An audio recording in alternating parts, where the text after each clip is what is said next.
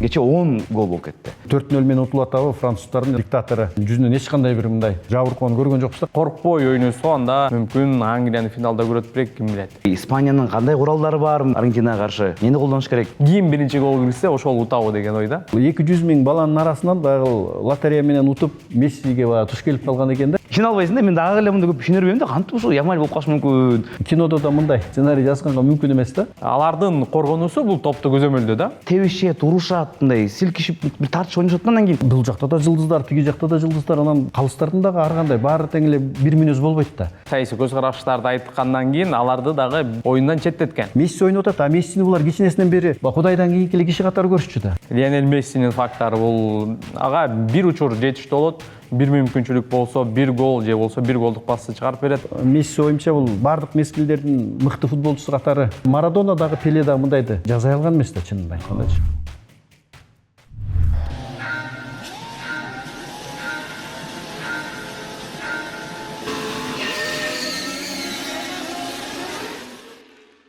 Ассаламу алейкум достор, бул Спорт Хаб долбоору. Менин аты жөнүм Бексултан Усеналиев. Бул футбол ааламы берүүсү. Жана бизде кезектеги чыгарылыш менин оюмча өтө кызыктуу болот. Анткени бүгүн биз эң акыркы беттештердин бирин талкуулайбыз. Жана алда турган ошол финалдык беттешти дагы мынакей серепке салабыз.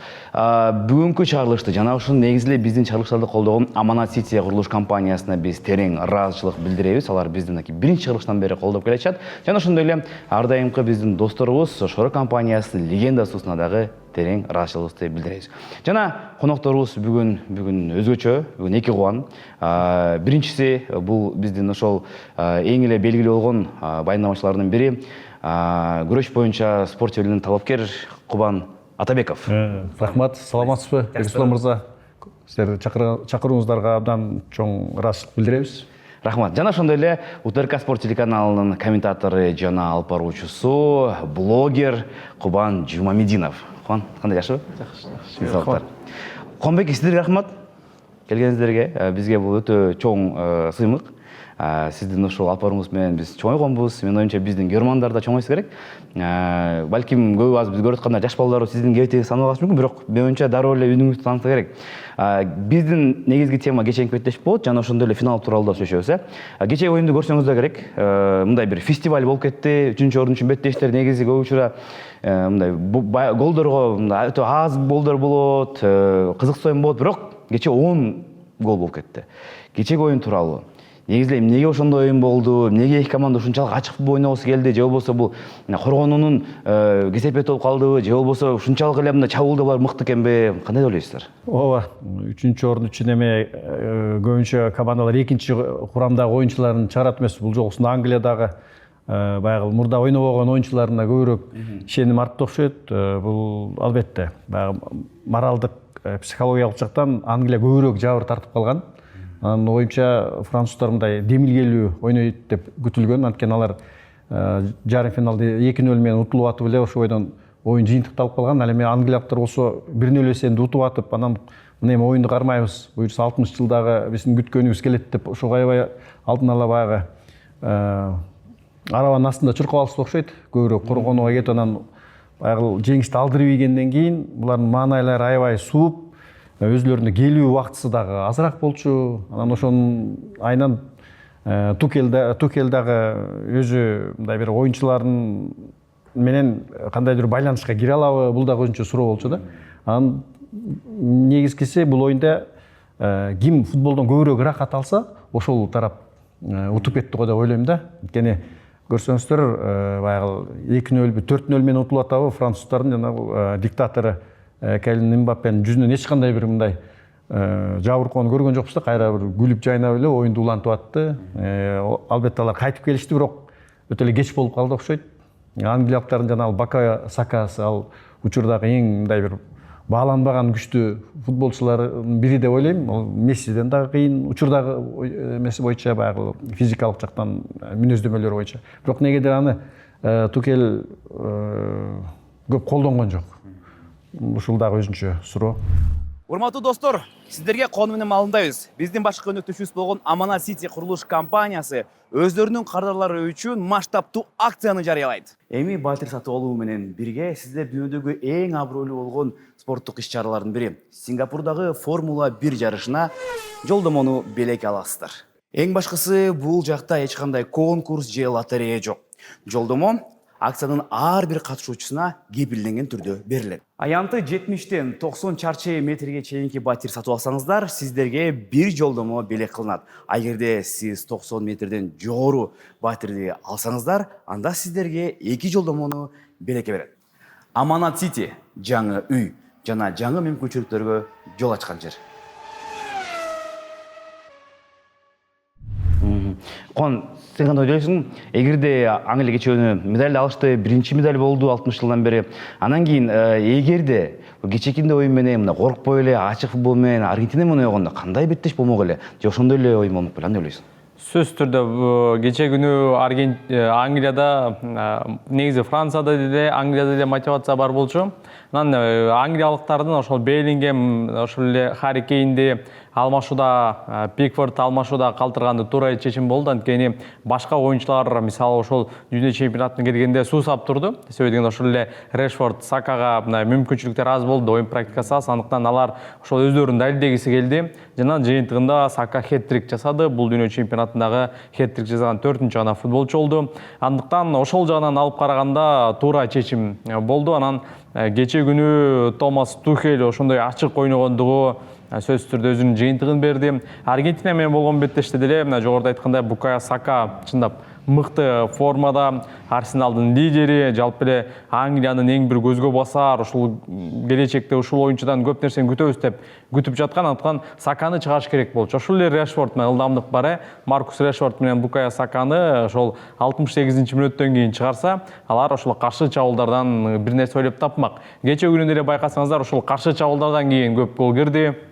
Ошол эле Саканын биринчи таймдагы 2 голу, ал каршы чабуулдан кийин ага чейин билесиздер Сака дагы бир голду кирди, бирок бир офсайдтан улам ал гол жокко чыкты. Ал дагы ошол каршы чабуулдан кийин. Демек бул Саканын өзгөчөлүгү, ол анын ылдамдыгы жана дриблинг. Ал эми Аргентинанын да ошол сол канаттагы оюнчу, сол канат, оң канаттагы оюнчулар күчтүү эмес. Эми топ лигада ойнобойт. Мисалы Малина, Монтель деген оюнчуларды менимче Сака менен бирге бир салыштыра турган болсок, ал оюнчуларды эми алдап өтүш керек болчу да, эми оңой эле. Андыктан Томас Тухель сөз түрдө ушул Аргентина менен болгон беттеште чоң ката кетирди. Ал эми Букая Сака, Решфорд сыяктуу оюнчулар менимче өзүнүн мыктылыгын көрсөттү. Ошол эле Деклан Райс кечээ күнү 1 гол, 1 голдук пас чыгарды. Райсты дагы эрте алып салды. Эми суроолор көп. Менимче күчтүү курамды чыгарса, тартынбай, коркпой ойносо, анда мүмкүн Англияны финалда көрөт бирок, ким билет. Негизде мындай билесиздер, Томас Тухельге аябай сын айтылган болчу, бирок канча дагы Тухельге алып келгенде мындай ийгиликтүү болду айтсак болобу негизи? Кандай ойлойсуз? Ооба, Кубан мырза, биз баштасаңыз андан кийин мен оюнду жыйынтыктап кичине эстей турган жагдайлар бар экен Тухель боюнча. Ооба. Эми Томас Тухель тууралуу айта турган болсок, эми көпчүлүк адистер албетте жакшы баадагы берип жатат. Анткени бул 3-чү орунга жетүү деле бул чоң жетишкендикте бир жагынан карай турган болсок, себеби дегенде ошол 60 жылдай көп убакыттан бери Англия биринчи жолу байгелүү орунга ээ болду. Анткени ошол 2018 жылы дүйнө чемпионатында билесиздер Бельгия менен ойноп 3-чү орунда утулуп калган. Бирок дал ушул Аргентина менен болгон беттеште өтө чоң катага жол бергенин эске ала турган болсок, менимче Томас Тухель өзү деле арызын жазып кете берсе болмок. Анткени кийинки дүйнө чемпионатында кайра эле ошол катаны кетирбейт дегенге кепилдик жок. Анан көпчүлүк адистер, эксперттер айтат экен, да ушул клубтук деңгээлде машыктырган адистер улуттук курама командада көп жыйынтык бербейт депчи. Бул ойдун дагы чындыгы бар. Мисалы акыркы ушул ийгиликке жеткен машыктыруучуларды ала турган болсок, алар клубтук деңгээлде ийгилик жараткан эмес. Мисалы Дешам деле жалаң улуттук курама командада, Скалони деле мына улуттук курама командада жүрөт, Йохим Лёв убагында. Менимче ошол эле жыйынтык көп нерседен көз каранды. Луис де Фонте деле клубдук деңгээлде ийгилик жараткан эмес, башынан баштап эле жаштар курама командасын жетектеп келет. Эми Томас Тухельдин оюну Аргентинаны эске албаганда жаман эмес. Андыктан Европа чемпионатына шанс бергени бир четинен туура, бир четинен албетте адам башка адисте алып келсе деле болот деген ойлор бар да. Эми билбейм. Көрөбүз Европа чемпионатында. Бул англиялыктар чындап эле акыркы машыктыруучулар Свен Горон Эриксондон баштап көп эле үмүткер болчу, жакшы ийгиликтүү оюндан. Бирок негедир булар чейрек финалдан ары жакшы чыга албай калышты. Анан бул жолку систем 3-чү орун деген бул 60-жылдагы ошол 66-жылы алтын байгени тагынган, андан бери бир дагы байгелүү орун камсытай алган жок да чагында. Анан бул 3-чү орун болсо да көңүл жубатуучу бир маанай болуп калды окшойт. Анан бул тандап алуу оюндарында бул англиялыктар мындай жеңилүү ызасын көп тартышкан жок. Булар көпчүлүгүндө ушу утушка жетип жүргөндүгү үчүн англиялыктар тез эле бул машыктыруучуну алмаштырууну мындай жактыра беришпейт да оюнча. Бул кайсы бир циклды аягына чейин чыгарып, канчалык ошол машыктыруучу көпкө кармалса, көбүрөөк мындай бир өзүлөрүнүн оюнун тапканга мындай жакыныраак болот деген эмени карманышат окшойт. Бул башка өлкөлөргө салыштырмалуу англиялыктар машыктыруучуну мындай тез алмаштырганын көрө элекмин да. Анча кече күнү жакшы бир жагдай болду. Медаль тагынгандан кийин Тухель дароо чечип салды да. Эми көп айтышы мүмкүн буяктан сыйлабастык деп. Бирок эркек үчүн мындай бир амбициясы демек мунуку кол медальдан да жогору деген сөздү айтсак болот да. Демек менин оюмча эгерде Тухельдин ушул амбициясы сакталып турса, балким ошол Европа чемпионатында деле бир жыйынтык болушу мүмкүн да. Андан кийин кийинки суроо Дишам тууралуу болсун. Дишам мындай толук бир эпоха деп айтсак болот да. Франциянын футболунда өзү капитан да болуп чемпион болгон оюнчу катары эми мынакей машыктыруучулукта чемпион болуп атат. Негизи эле Дишамды мындай машыктыруучулардын арасынан деңгээлин карасак, дүйнөдөгү тарыхтагы кайсы орунга койсок болот? Анан ошондой эле бул машыктыруучу мындай өз убагында кетип атабы же балким эртерээк кетиш керек болчу деген бир суроо бар да. Анан кийин эртерээк кетсе ким келмек эле? Азыр мынакей Зидан келет атат. Зидандын орду кандай болот эми? Туура эле келет атабы деген суроо да. Кандай дейсиздер? Бул Дишам кичине көбүрөөк отуруп калды окшойт чагымда. Себеби жарым финалда Дишам бул оюнчу катары дагы дүйнө чемпиону болгон. Анан машыктыруучу катары дагы алып келген. Бул эми мындайча узун туурасына бүт баарын жакшы окуп билип турат да. Анан оюнга чыкканда испандар менен алар кандай ойноорун, өзүнүкүн кандай экенин беш колдой билет. Бир эле план түзгөн экен да, экинчи планын көрө алган жокпуз оюндачы. Себеби ал келди дагы клубда өзүнүн аброю менен мындай диктаторго айланып калган окшойт да. Ага эч ким каршы мындай бир сөздү айта албайт окшойт. Оюмчачы Дишам сенин могу планың иштебей атат. Кел, мына оюну жүрүшпөй аткандарды алмаштыралы деп. Анан экинчи мындай бир кандай футболдо болобу, согушта болобу, каякта бир экинчи бир кошумча план түзүп коюшат эмеспи? Андайын алып чыга алган жок да. Анан билбейм, Дишам кичине мурдараак кеткенде андан жашыраактар балким башкача оюн көрсөтөт беле деген ойдо бар да. Мындай саган ойлойсуң, Кубан эртерээк кетиш керек беле же туура эле кеттиби ушул жылы? Эми Диди Дешам ошо жогоруда айткандай чындап эле бир аз эртерээк кетсе деле болмок. Анткени мына дүйнө чемпиону болду, анан вице чемпион болду. Бул ошо 8 жыл ичинде 2 жолу финалга чыгып бул чоң жетишкендик. Анан ошол өзүнүн ийгилик жаратып турган туу чокусуна кетсе жакшыраак болмок да. Мисалы ошол эле Йохим Лёв деле чемпион болгондон кийин дароо кетпей, андан кийин тескерисинче өзүнүн деңгээлин бир аз түшүрүп алгандай түшүрүп алды да. Эми ачык айтканда кийинки дүйнө чемпионатында Германия эмне болгондугун билебиз. Андыктан Диди Дешам дагы бир аз ошол кармалып калгандай. Анткени бул 4-чү орун чындап эми начар жыйынтык десек болот. Ошол эле негизги фаворит катары саналган. Мынакей жарым финалда утулуп калды. Кече күнү финал 3-чү орун үчүн болгон беттеште дагы биринчи тайм толук түрдө жеңилди 0-4 эсебинде. Андан соң алмаштырууларды жасап аракет кылган менен жыйынтык болгон жок.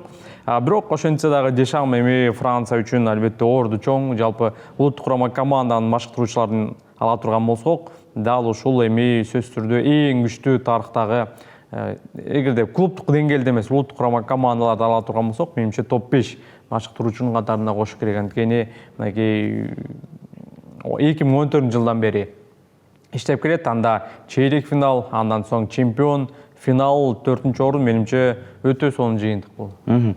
Жакшы. Комбекке сиздин чакырган себебим, сиз мындай Мессиге көбүрөөк чандатасыз, андан кийин мынакей буюрса алдыда финал турат. Месси үчүн 3-чү финал. Мынакей бир жолу чемпион болду, бир жолу жеңилип калды. Мына мунусунда ага каршы өзүнүн инилеринде болгон, балдарындай болгон балдар менен өткөн Испания курама командасы. Ушул беттеш тууралуу сүйлөшөлү. Испания, Аргентина финалдык беттеш. Беттештин алдында мынакей азыр окуп калдым. Делафонтенин интервьюсунда көбү мындай Мессиге каршы, Аргентинага каршы чыкканда персонально Месси бирөөнү коюп коет да, мындай ушул кармаш керек деп. Телефонда тескеричи айтып атат, мен персонально эч кимди койбойм дейт. Анткени мен Севильяны мактап жүргөндө убагында бир жолу ушундай кылган болчумун. Ал оюнчум кызыл аяп кагаз алып кеткенден кийин Месси 4 гол кирип салды депчи. Ошон үчүн бүгүн биз ал жок ойнойбуз, биз деген персонально эчтеке ойнобойбуз деп. Негизи эле кандай ойлойсуздар? Бүгүнкү беттеш кандай жүрөт? Мындай Испаниянын кандай куралдары бар Аргентинага каршы? Эмне колдонуш керек? Бул эми Испания бул өзү системанын командасы да. Испанияда ойлом мындайча менталитет, жаш бала футболго барганда аны мындай лидерлик сапатын эмес, а ошо системанын бир мындай бөлүгү катары мындай мээсине коюшат да, мындайча айтканда, ошону алып жүрүүчүсү. Аргентинаныкы болсо ал жакта көбүрөөк система эмес, мындай эмоцияга көбүрөөк басым жасашат дагы. Ал жакта лидер чыкса, ошону сүрөп, ошонун артынан мындайча айтканда баягы болушунча болгон нерсени жылып чыгарып кеткенге аракет кылышат да. Анан ушул жерде эки кызыктуу команда кездешип атат. Биринчиден бир жагы Европанын континент чемпиону, экинчи жагы Түштүк Америка континент чемпиону. Анан финалиссима, дүйнөлүк да чемпион. Бул эми укмуштай. Экинчи анан Ламин Ямал менен келечектеги жылдыз менен баягы мындай учуру доору ашып ташып турган Мессинин кагылышы болот да экөөнүнчү. Бул укмуштай жарнама боюнча бул жерде эми дүйнөнүн бир көрүү боюнча, ушул оюнду көрүү боюнча рекордтук да бир көрсөткүч жаралат болуш керек. Анан оюнун өзүнө келе турган болсок, албетте испандар эгерде булар тогу жок ойногону жакшы билет. Тогу жок Аргентинага чабуулду түйүлдүгүндө эле жок кыла ала турган болсо, бул Мессиге эгерде бир мүмкүнчүлүк берип койсоң эле, Англия эмнеден утулду? Биринчи таймда кармады жакшы. Оюну жүрүшкөн жок. Мессини обочолоткондон кийин Месси анан оң жакка чыкты дагы, коргонууга алар өтүп алгандан кийин бош калды да Месси. Каалаганын жасабады. Каалагандай радио башкаруу менен бергендей топторду камсыздап берип жатты. Эң коркунучу ошол биринчи пастан да ошондон пайда болот да. Эгер испандар, оюмча бул сөз жөн эле мындай сөз болуш керек. Месси ал өзүнүн прайм кезинде, жогорку мыкты спорттук калыбында турганда ал өзү эле чечип койчу. Азыр муну кармап коюш керек экенин түшүнүп атат Дефуэнтеч. Бул эми сөз жүзүндө бул тактикалык түрдө кармабайбыз деп койду, бирок сөзсүз аны ортодогу ким Уильямспы ким болсо дагы кармаганга аракет кылат. Аргентина болсо эгерде прессинг кыла турган болсо испандарга каршы, бул испандарга оңтойлуу болот да. Анткени бир-эки жазгыруу менен арт жактагы мындай мындайча айтканда мейкиндиги ачылып калса эле испандар токтотуш кыйын болуп калат. А испандарга эгерде өзүн ыктап Аргентина жакшы тосуп ала турган болсо, анда алар топту ары бери тоголотуп атып, убакыт көбүрөөк өткөрүп ийсе, 75-мүнөткө чейин эгерде испандар жолду боло албай калса, анда ошондон кийин аргентиналыктардын оюну башталып кетиши мүмкүн да. Ошон үчүн бул жерде экинчи жагынан кызыгы Мессинин баягы өзүнүн колу менен жуундурган Ламин Ямал турабы? Бул 200 000 баланын арасынан баягы лотерея менен утуп Мессиге туш келип калган экен да. Мындай символикалуу эмелер, дал келүүчүлүктөр болуп атат да. Укмуш бул эми баягы кинодо да мындай сценарий жазганга мүмкүн эмес да. Анан экинчи жагынан Атлетика менен Барселонанын оюнчулары мындай көбүрөөк экен бул финалдачы. Анан убагында билесиздер, Месси тиги коштошкондо ошо Атлетиканын формасын кийип дагы бир ойногон жайы бар, турабы? Анан ушунун баары мындай бир жылдыздардын бир тогошуусу сыяктуу болуп келип атат. Оюмча өзүндө кынтыксыз, эч кандай бир кыйынчылыкты жаратпаган команда менен ошол кандай кыйынчылыкка туш келсе дагы ошондон абалды жол таап, абалдан чыгып кеткен команданын бир эки кызыктуу команданын тиреши болот да. ооба оюмча. жана сүрөт боюнча дагы ким Олим айтты мен муну негизи искусственный интеллект деп ойлогон болчумун дедик го жана Ямаль мындай карасаң чын эле ошондой көрүнөт да, мындай искусственный интеллект сыяктуучу ишене албайсың да, мен дагы эле мындай көп ишене бербейм да, кантип ушул Ямаль болуп калышы мүмкүн, көрсө ушундай экен. Анан кийин сүрөттөргө карасаңыздар Мессинин сүрөттөрү көп эмес экен, жана Ольмо менен да бар экен сүрөттөрү, Гарсия менен дагы бар экен, кичинекей кезинде Барселонада жүргөн оюнчулардын көбү да азыр 8 оюнчу жүрбөй Испаниянычы. Бүгүнкү беттеш менин оюмча мындай Барселонанын фанаттары үчүн мындай эң сеген оюн бирөөсү болушу мүмкүн. Анткени эми бияктан караганда Барселонанын 8 оюнчусу, биякта караганда Аргентинанын жылдызы Месси, Барселонанын жылдызы катары. Ошондуктан мен ойлойм мындай бир жакка көрмандык кыла албайт болуш керек азыр, бир жагынан Барселона менен бир жагынан Месси болуп. Сиздики кандай болот? Менин оюмча бул жерде мындай футболдо эми прагматикалык жүрүш утушка ээ болобу же дагы бир акылга сыйгыс нерсенин жеңиши болобу, ушуну күтөм да экөөнүн бирөөсүнчү. Эгерде экинчиси болуп кете турган болсо, анда Месси оюмча бул бардык мезгилдердин мыкты футболчусу катары Пеле, Марадонанын катарында турчу, эми ошонун алдыңкы жагына туруп калышы. Буга чейин чогуу болчу эле, мындай өйдө эмес беле? Сиздин оюңузча? Буга чейин чогуу болчу. Менин оюмча да, ошолордун катарында турчу. Алдыңкысында эмес. Эми эгерде ушул финалда алып чыгып кете турган болсо, Месси бир керемет жаратып. Бул Испания деген азыр эң күчтүү, дүйнөдөгү күчтүү команда ошол болуп атпайбы? 37 оюндан бери мындай жеңил узасын тарта элек экен. Топту кандай өз дарбазасына өткөрүү боюнча дагы аябаганда аз топ өткөрдү, бир эле топ өткөрдү. Анан эң күчтүү мындай орточо командалык ылдамдык деген бар, ошол боюнча испандар аябай күчтүү. Тиякта Месси болсо, испандыктардын системасынын ошол оюнчулардын орточо ылдамдыгы баарынан жогору болуп атат да. Анан ошону утуш, алып чыгыш, бул Марадона, Пеле болсо дагы алып чыгышы кыйын болот деп ойлойм да мындай оюндачы. Анткени Пеле бул 17 жашында даяр түптөлгөн командага келип анан дүйнө чемпиону болду да, финалда баягы жылдызы жаныпчы, 1-2 оюнда. А бул Месси карабайсызбы, эми убагы жашы келип калса дагы болбой, биринчи оюндан баштап гол да киргизип атат, гол киргизбей алган жерде жана чыгарып берип атат, туурабы? Топторду мындай билбейм дагы канча 100 жылдан кийин кайталанабы же муну Марадона дагы Пеле дагы мындайды жасай алган эмес да, чынын айткандачы. Бул жана бир салыштырмалуу көчөгүн окуп калдым интернеттен, бирок мындай бир кызыктуу экен да. Азыркы Аргентинанын оюну убагында жана Реалдын оюнуна окшош дейт да. Реал деле мындай утулчу оюндар да бар болчу дейт. Алардан күчтүүрөөк мындай каршылаштар болчу дейт да. Оюну да кызыктуураак, оюну да жакшы, тактикасы жакшыраак дейт. Бирок кантип болсо дагы мынтип бирдеке кылып атып, алар Чемпиондор лигасы 3 болуп кетти да. Бияктан карасаңыздар эми Аргентина мындай кагаз түрүндө карасаң эми Англия күчтүүрөөк сыяктуу көрүнөт да.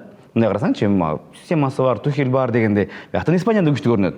Бирок канчалык күчтүү болбосун, бирдеке болуп туруп, Аргентина жеңип кетиши мүмкүн да. Менин оюмча бул салыштырмалуу мындай Барселона көрөрмандарын кичине жакшы көрүп мүмкүн эмес, бирок менин оюмча бир чындыгы бардай да. Бул футболду керемет деп коет да. Мындай азыр окумуштуулар эмени талашып атпайбы? Канчалык киши мындай физикалык жактан мыкты даярданса дагы, ошол жерге келгенде психологиясы ойноп кетет экен да. Акыркы убактарда ошол мүнөттөрдө кимдин психологиясы күчтүү болсо, ошол жак жеңишке ээ болот экен. Ошон үчүн Аргентинанын бул футболдук кудайы, мындайча айтканда Мессиге аябай сыйынышат да оюнчуларчы. Месси үчүн да ойношот да. Бул өзүнүн өлкөсү үчүн эмес, ошол талаада жүргөн өзүлөрү баягы мындайча айтканда табынып, жаш кезинде баягы мындай идол деп коет го. Идеал катары көргөн оюнчусу жүргөндө адамдын баягы мисалы футбол бул эме религия деп эле айтып жүрүшпөйбү? Религияда кандай? Динге ишенген адам эчтекеден коркпойт, баягы жолу болот, дайыма мындай эме жүрөт го, мындай жолду, кандай кыйынчылык болсо жол таап кетчү. Атиги жерде Месси ойноп атат, а Мессини булар кичинесинен бери Кудайдан кийинки эле киши катары көрүшчү да. Анан ал киши болсо сени менен ойношуп атса, сен ал жерде мындай бир кандай нирванада жүргөндөй эле ойнойсуң дейм ба, мындайча мен ойлойм да. Ошол акыркы мени ошол чечип коюп атабы депчи. Мессинин таладагы таасири ал жөн гана өзүнүн оюнчулары эмес, калыстарга, элге, ошол атаандаштарын, ошол Ямалга, Ольмеге кыйыр түрдө кандайдыр пайыздык эмеде таасири болбой койбойт. Жана таасир футболдук сыйкыр да. Ооба, таасир тууралуу бир сөз болуп кетсин. Азыркы учурда мынакей дүйнө жүзү эки бөлүнгө атпайбы? Бир жагы мурун болчу, Роналду, Месси болчу. Азыр болсо мынакей Аргентина жан тарткандар, анан Аргентинага каршылар болуп атат да. Мындай байкосаңыз да керек, Аргентинага каршылар көп болуп атпайбы?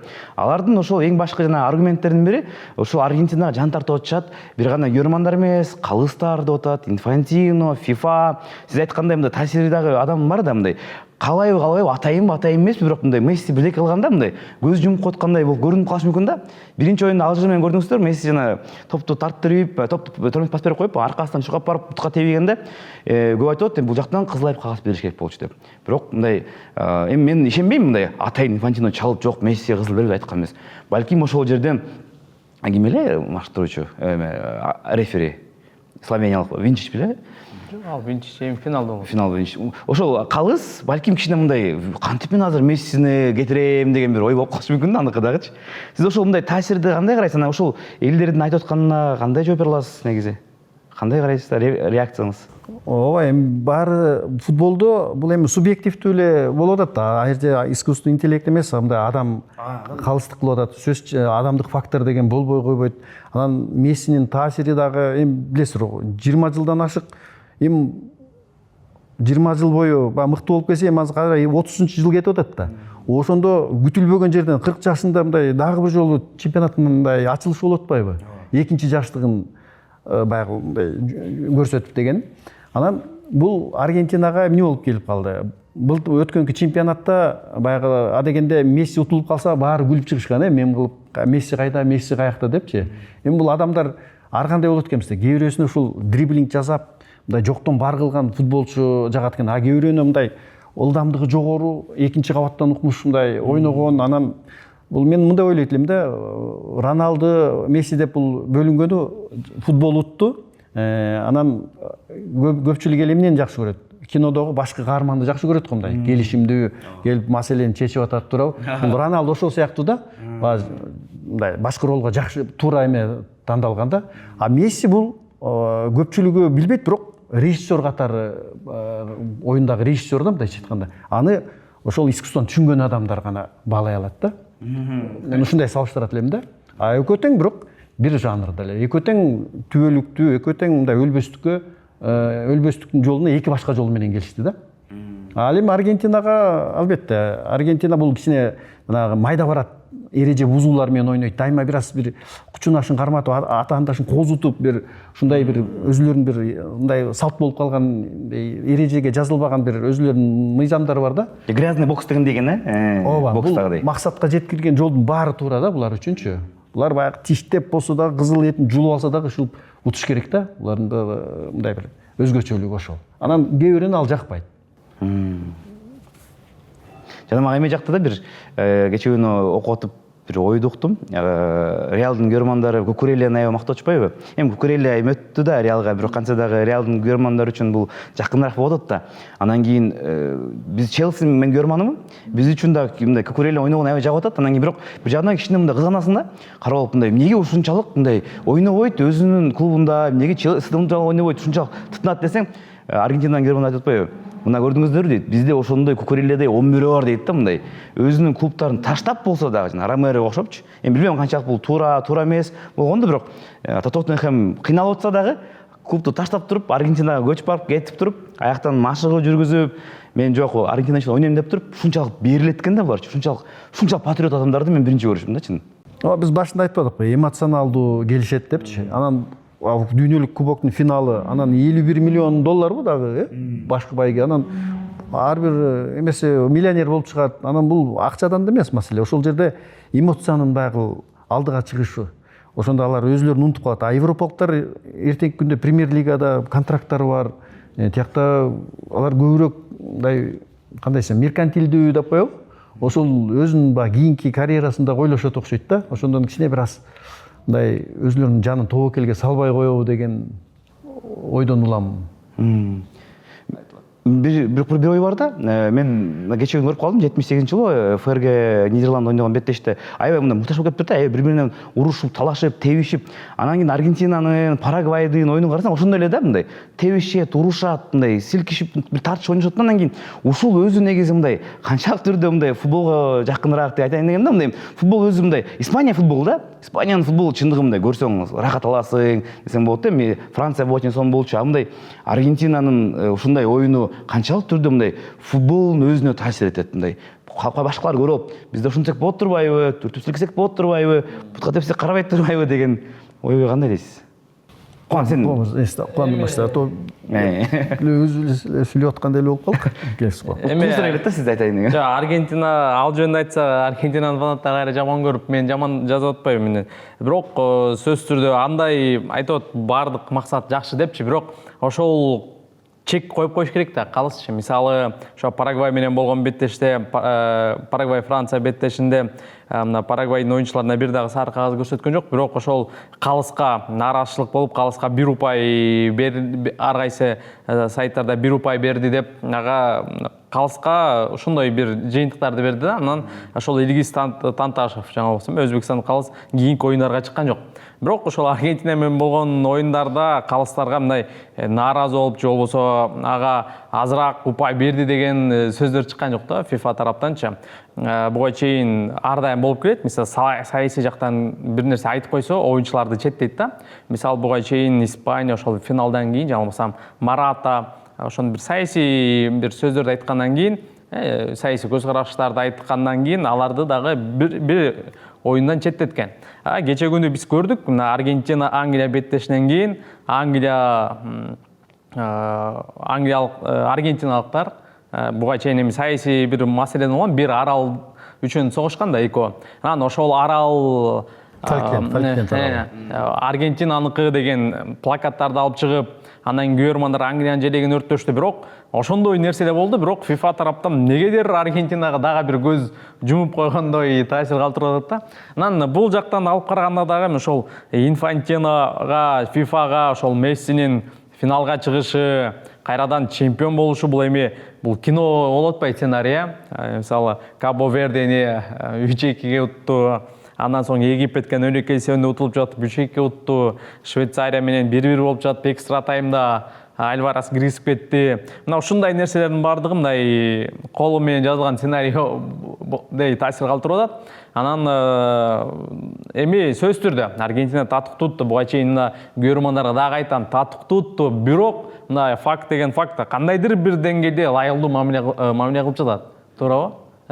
Ошол мисалы эмне үчүн мына FIFA ошол мына саясий көз караш, саясий плакаттарды алып чыккандыгы үчүн жаза алган жок. Мисалы, ошол эле Энсо Фернандес атаандаш шартка моюнунан уруп салгандыгы үчүн эскертүү кагазын берген жок деген суроолор жаралып берет да. Суроону бир кайталап берип койсоңуз. Мен айтайын дегеним жана айтып атпайсызбы, таасир тууралуу айттыңыз. Бул негизи Аргентинанын бул стили ушул деп атпайсызбы? Агрессивдүү ойношот деп. Анан буга чейин ошо Парагвай, Франция оюнда да ошондой көз караш болгон да. Кече күнү мынакей Аргентина ошондой ойын кылып атат. Бул ушундай стиль өзү канчалык түрдө мына футболдун өзүнө таасир этет, терс таасир этет деген оюңуз бар мындай. Эми муну көрүп алып башкалар деле биз деле ушинтип ойносок болот турбайбы деген ойго калышпайбы дейм да. Жок, ошо калыстар бир аз чектеп койсо болот беле деген ойда. Мисалы, сары кагаз берип, мынакей оюнду көзөмөлгө алып, мынчалык кетпе, сары кагаз деп. Ооба, бул эми көбүнчө калыстарга байланыштуу окшойт. Ар кандай менталитетте калыс келет да. Анан калыс кээде оюнду колунан чыгарып ийет. Мисалы, жана Англия менен Аргентина болгондо дагы калыс өзүн жоготуп коюп атпады, туурабы? Бул анткени бул жакта да жылдыздар, тиги жакта да жылдыздар, анан адамдык фактор ойноп, калыстардын дагы ар кандай баары тең эле бир мүнөз болбойт да. Анын психологиялык абалдар ар кандай, аргентинанын физикалык даярдыгы бар. Ошол калыс кандай кармаса башында, ошого байланыштуу кетет окшойт. Мен ойлойм да, ошон үчүн калыска болгон таасир дагы бул жерде роль ойношу мүмкүн. Анан мен айтайын дегеним, Месси 2010-жылы дүйнөлүк чемпионатта билесиздер Занетти менен Камбиясаны албай койгон. Анткени бу жерде Аргентинада машыктыруучу эмес, а башкы жылдыз аныктачу да. 86-жылы Аргентина чемпион болгондо машыктыруучу Карлос Биларда Италияга учуп келип, Неаполга Марадона менен кеңешкен. Кайсыл оюнчуларды алабыз депчи, ошондо Марадона тандаган, ал машыктыруучу тандаган эмес. Анан кийинки эмеде 2010-жылы Африкада болдубу? Ошондо алардын машыктыруучусу Барселонага ким эле? Марадона. Жок. Марадона келип, Месси менен кимди аласың деп акылдашып кеткен да. Тиги Барселонага келипчи. Анан ошондо Занетти менен Камбиясаны албай койгон. Себеби алар Интердеги эң күчтүү жана коргонууда эмес беле. Анан финалда Интер ойнотпой утуп албады эле тиги полуфиналда Барселонаны аябай катуу кармап койгон Мессичи. Ошондо Месси дагы эмеге алдырып койгондо кичине адамдык нерсесинечи, баягы сезимдергечи. Анан ошондон коргонуусу баягы алсыз болуп калып эле Аргентина баш аягын таппай калбады. Ошон үчүн бул жакта көбүрөөк ошол лидерге, көч баштоочу оюнчуга карата ошого бүлөнүп коюлат да. Жана курамдын баарын ошол Мессинин баягы макулдугу баш ийкөөсү менен кабыл алынгандар да. Ошон үчүн акыркысында бир жаштар Месси үчүн чуркап берип, Мессинин баягы кабыл алган чечимдерин ушул ишке ашырып берип, ошол жагы менен утуп кетип атышат окшойт. Аргентина. Түшүнүктүү. Беттеш тууралуу макулана чечелү. Беттештин мындай сценарийин бир болжолдоп көрөлү. Эгерде туура таап калсак эми жакшы болот, таппай калсак эми бизди эч ким ушпайт дегендейчи. Эсеп кандай болот деп ойлойсуздар? Негизи Беттештин барабы пенальтиге чейин, ага чейин эле бүтөбү? Деги эле мындай ачык футбол болобу, жабык футбол болобу? Мындай болжолдоп көрөйсүзбү? Эми финалда менимче кечегидей оюн болбойт. 6-4 деген болбойт. Менимче ошол эми финалдык оюн акыркы 2022-жылы Катарда эске албаганда финалдык оюндар көпчүлүгү мындай эми кызыксыз деп айтпайм, бирок голго аз болот да. Мисалы 1-0 эсеби болот, 2-0, 1-1 ушундай эсептер акыркы учурларда катталган да. Анан бул оюнда деле менимче ошол 1-0 же ашып кетсе бир 2-1 деген эсеп болот болуш керек. Анан бул жакта анык фаворит айтуу кыйын. Албетте Аргентинада дал ушул ал жакта эмоционалдык жактан өтө күчтүү. Буга чейин мындай далилдейди, буга чейинки оюндарда алар утулуп бара жатып утуп кетишти. Демек аларда ишенич бар. Демек биз ошол нерсени жасай алабыз деген. Демек алар акыркы мүнөттөргө чейин, акыркы секундаларга чейин ойнойт. Сөзсүз түрдө ошол фактор жана албетте Лионель Мессинин фактору бул ага бир учур жетиштүү болот. Бир мүмкүнчүлүк болсо, бир гол же болсо бир голдук пасты чыгарып берет. Андыктан дал ушул Аргентинада дагы артыкчылык бар. Бирок буга чейинки Аргентинанын атаандаштарынан айырмаланып, Испанияда бир артыкчылык бар. Бул Родри. Анткени ошол мисалы ошол эле Кабо Верде эсепти теңеп, ошол эле Швейцария, ошол эле мисалы Англияны алдыга чыгып алгандан кийин оюнду кармап, топту көзөмөлдөп коюш керек болчу да, бирок ал нерсени жасай алган жок. Ошол Египет, эми Египет андай оюнчу жок жарым коргондо. Англияда деле мүмкүн бар болчу, бирок Томас Тухель коркпойду айтор. Мындай эсеп 1-0 болуп утуп жаткандан кийин коргонууга толук жатпай жөн топту көзөмөлдөш керек да. Испанияда ошол курал бар. Топту алар көзөмөлдөй алат. Эгерде Испания биринчи голду киргизип алса, менимче буга чейин Аргентинанын катасын кетирип же коргонууга жатып албайт. Алардын коргонуусу бул топту көзөмөлдөө да. Анан мына Родри, Ольмо, Фабиан Руистер, ошол эле Педри чыкса, алар топту жакшы көзөмөлдөйт да. Менимче ошол Испаниянын артыкчылыгы ошол Родриде. Родридей жарым коргоочу учурда бир дагы курамада жок. Буга чейин Португалияны мактаганбыз, Витинья, Жоан Невеш, Бруно Фернандеш деп. Бирок ошол оюнчулар деле, мисалы Испания менен болгон беттеште, азыркы учурда ошол Испанияга эң жакшы атаандаштык жараткан Португалия болгон экен да. Францияга караганда дагы XG-ны Португалия көбүрөөк түзгөн. Демек, ошол жарым коргонуу чындап чоң ролду ойной тургандыгын белгилеп кетсек болот. Аргентинада деле албетте борбордук бөлүк күчтүү. Энсо Фернандес, Маккалистер алар ойнойт, алар бир гана коргонууда эмес, чабуулда дагы жардам берет. Экинчи толкун менен мынакей Маккалистер экинчи кабатта өтө күчтүү билесиздер. Энсо Фернандестин, Маккалистердин соккулары, мына Фернандестин соккусу алыстан гол болду. Маккалистердики дарбазанын темир капталына тийип, андан соң экинчи гол жаралды. Демек, жарым коргонуу бөлүгү анда дагы күчтүү.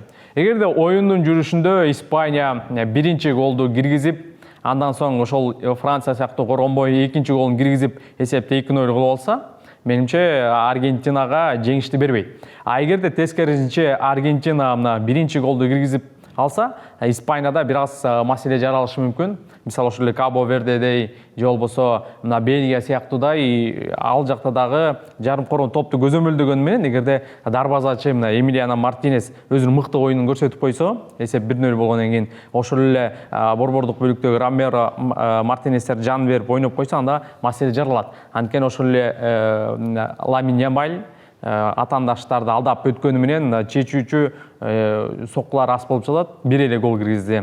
Бул жакта Ника Уильямс жаракатына байланыштуу оюнга чыкпай жатат, Алекс Баяна деле анчейин гол киргизе турган натыйжалуу оюнчу эмес. Ошол себептен эгерде Аргентина биринчи эсепти ачып ала турган болсо, Испанияда бир аз маселе жаралышы мүмкүн. Тескерисинче Испания биринчи голду киргизсе, анда ошол Испания жеңип кетеби деген ой. Демек, менин божомолум ким биринчи гол киргизсе, ошол утабы деген ойда. Комеке, сиздин божомолуңуз? Кубан мырза, Кубандын оюн айтып койдуңуз, эми мен айта турган эч нерсе албай калды окшойт. Мен башка нерсени айтайын.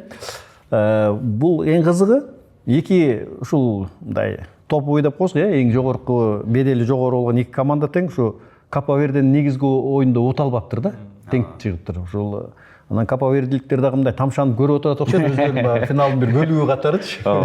Аянтында чоң экран коелу Сөз анан негизги таймаш мен ойлойм бул эме деле башталат го депчи. Жана стайринг деп коет го, көз караштардын под трибунный помещение чыгып келатканда эле ошондо билинет да футболчулардынчы.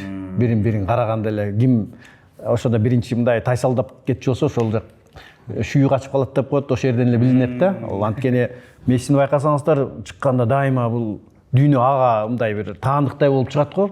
Анын артынан беркилери мындай бир баягы андай карышкыр бир үйүрү менен көк жал чыкканда артында баарысы тең чыккандай чыгат да, баягы мындайча айтканда баары ишенимдүү, көзүндө оттору күйүп турат да.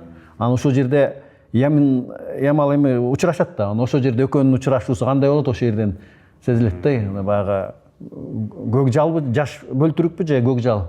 Кимисинин баягы ошол жерден кармашы көз караштардын, телонун баягы тили деп коет, body language, ошолор дагы көп нерсени айтат. Аны көрүп тиги ольмолордун да көзү жайнап, Ямалга окшоп баягы Мессиге карап калса, психологик жактан бир эмени демилгени алдырып койгондой, алдырып жиберсе, анда Аргентина ойлойм утуп кетиши мүмкүн. Себеби Аргентинага эң биринчи, Кубан мырза абдан туура айтты, испандыктардын бул ортоңку борбордук бөлүктү ким алат?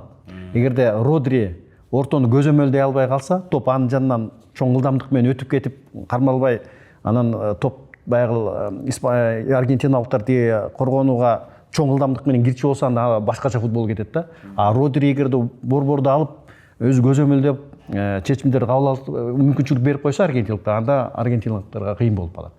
Биринчи голду 75-мүнөткө чейин испандар киргизсе, анда алар экинчи голду киргизгенге, үчүнчүнү киргизгенге дагы жол ачылат да. Себеби Аргентина анда алдыны көздөй барат, арт жагы ачылат.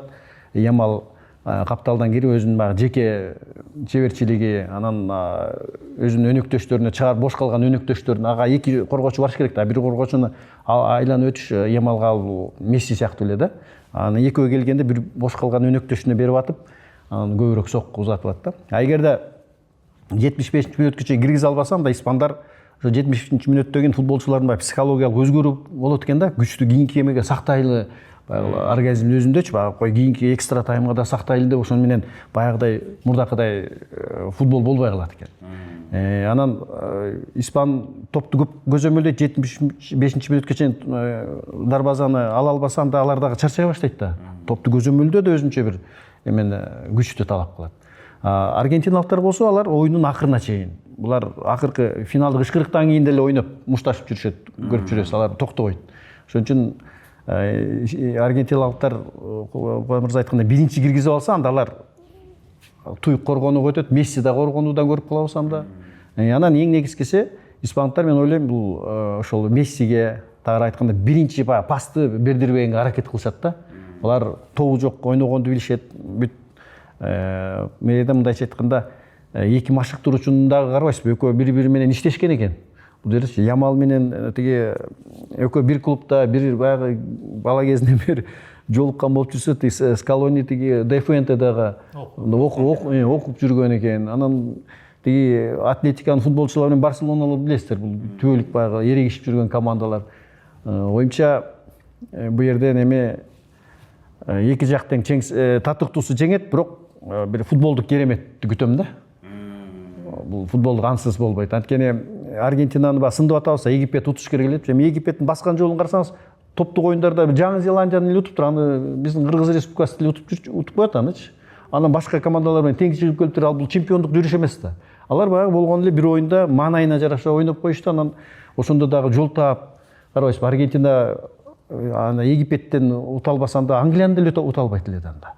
Менталитет. Бул жерде ушу жогорку жак менен да бир космос менен дагы бир байланышкан бир эмелер дагы кетет окшойт деп калдым да бир. Бар, Болуш керек. Жолун тапкан окшойт булар.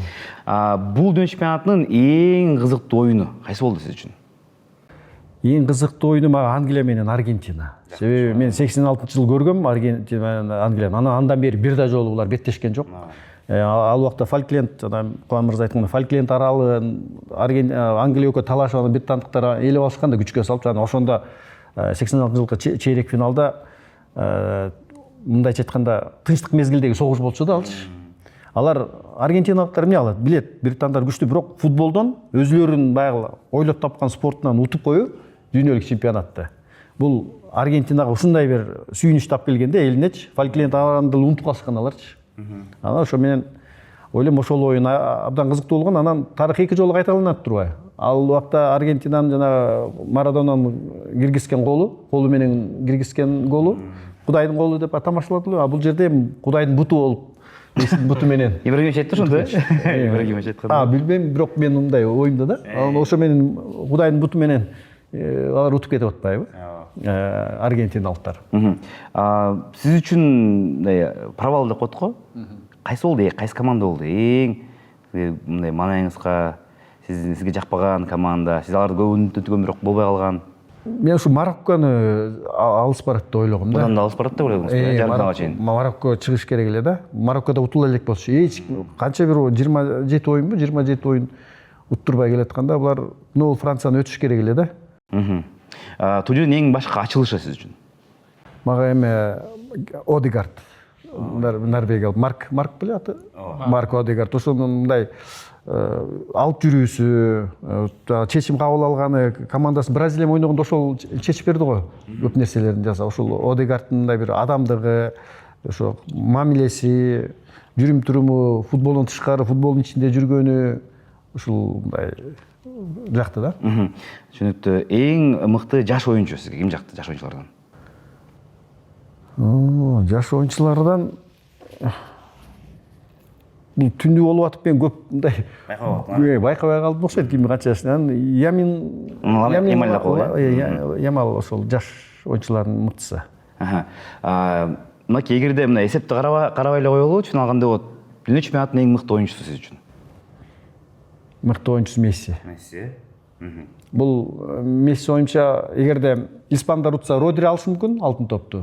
Эгер Аргентина утса анда Мессиден талашпай эле коюш керек да. Мессиге эле бериш керек. Бирок көбүнесе мындай чечим ага чейин эле кылынып калат да, финалга чейин элечи. Менин оюмча балким ошо азыр эле чечилип калса керек. Анда Месси. Утса деле утулса деле Месси го дейм. Анткени Испанияда бир анык бир оюнчу жок да, ал жакта командалык система болгондон кийин бир бул турнирдин мыкты оюнчусу деген сыйлык берилбейт го. Анткени мисалы 2022-жылы Аргентина утканда деле Месси алган, 2014 Аргентина утулса дагы Месси алган. Бул жолда менимче утса дагы утулса дагы Месси турнирдин мыкты оюнчусу болот. Мамбар деле болду, бүгүн 2 гол киргизип шанс бар. Шанс бар, Анда бир оорураак, керемет жаралат да. Дагы бир керемет. Дагы бир керемет. Рахмат. Кубандар, омекелер, сиздерге ыраазычылык билдиребиз. Сизге да рахмат. Убакытты бөлүп келип бердиңиздер. Билесиздер, бүгүн бизде конокто легендарлуу биздин баяндамачыбыз. Кичине канча 40 мүнөт эле болду, эт бышырмакка жетпей калды канча да, бирок ошого жакындадык окшойт. Кичине болсо дагы легендарлуу фразалар менен эсте калган бала кыял Балателли деген, эгиз сымал Хави Иньеста окшогон дагы кандай бар эле, эсиңизде барбы? Эгистин сыңарындай деп эгиз сыңарындай. Ооба, баягы. Дагы эсиңизде калгандар барбы бир? Эми эстеш керек эми. Бүргөдөй таксы киргенде. Бүргөдөй эстеш киргенде. Ким дейт? Бүргөдөй таксы кирген Иньеста. Иньеста беле. Өзү тиги Мессини айтып койчу экен да, баягы бүргө депчи. Экинчи аты Блаха болчу турбайбы, кайман атычы. Эми бул баягы метафора менен сүрөттөө да.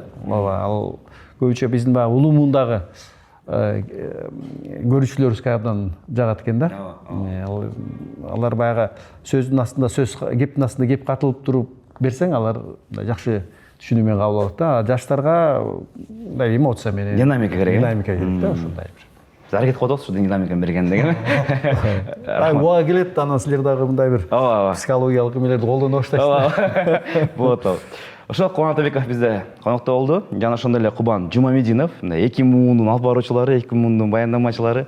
Сиздерге ийгиликтер болсун. Жана бизде алдыда финалдык беттеш. Достор, биздин чыгарылышты колдогон Амана Сити курулуш компаниясына биз терең ыраазычылык билдиребиз. Аларда сонун акция жүрүүдө азыркы учурда 70 чарчы метрден жогорундай аянтчадагы батир алсаңыздар, Формула 1ге жолдомо берилет экен. Сонун, менин оюмча аябай жакшы болот. Сингапурда отурган Формула 1ге бүт условиялар менен. Жана ошондой эле биздин жакын досторубуз бул Легенда суусу бүгүн мынакей финалдык беттешке Атайын Ала Тоо аянтында көргөзмө уюштуруп атат. Ал жакта менин оюмча баарыңыздарды биз бүгүн күтөбүз. Финалдык беттешти Испания Аргентина оюнчу белгиликте көрөлү. Биз дагы ошол оюнду көргөнгө кеттик.